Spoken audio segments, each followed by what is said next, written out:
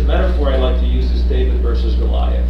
It's a way of thinking about the world where not just the small, but the disadvantaged usually wins against a far more powerful incumbent.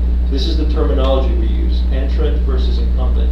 Incumbent comes from American politics, where if you're a politician and you win office, chances are 95% that you're going to win again and again and again, right? And there are some people who've been reelected even though they died, because the name was all that people cared about, and other people who ran simply because the name was there. So incumbents have an amazing advantage, right, in politics, but also in business. People will just keep going back to them, even though they're obviously not as good as another alternative.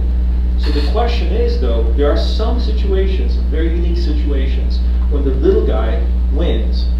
And those situations are sparked by this thing called disruptive innovation. It's a technology usually, but sometimes it's a price model, sometimes it's a different way of making money, a different profit model, sometimes it's even a process that changes the way things are done. And the incumbent looks at this thing that just came, this technology, this idea, and says, it's no use to me. You know, they tend to discard it. And one of the classic examples, again, from Christensen, is that if you put yourself in the shoes of an executive at Western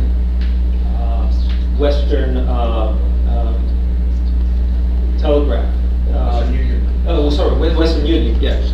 Western Union was the telecom monster of the late 19th century, right? I mean, they had telegraph lines. They built the first telegraph line across the United States, and they had pretty much telegraph lines everywhere, right? And these were data lines. Let's not forget, these were relatively low bandwidth, but they were basically Morse code, so they were data. They were bits, not spoken words. And so they had this essentially global telegraph. They were part of a global telegraph. So there were dozens of lines going across the Atlantic. There were lines going through the Mediterranean all the way to India and everywhere around the world. The world was already well networked by the late 19th century, but it was all data network, right? Low bandwidth data. And Western Union, you know, this guy Graham Bell came up with the idea of a voice over wire. And you know, they looked at that technology and they said, we have absolutely no use for this thing.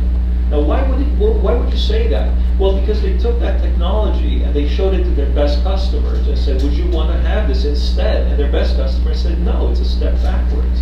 And their best customers were data services, so that New York talked to Chicago about the pricing of certain commodities, so that you could have essentially trunk lines that you could ship data, mostly price data, that was very time sensitive and very business sensitive. And those customers were paying enormous sums to have this data traffic. And they said, what's the alternative? That I pick up the phone and I tell the same thing to the other person? It's not efficient. And plus you have very big difficulties with switching networks, and so you only have those cables that you have to plug in. You have problems with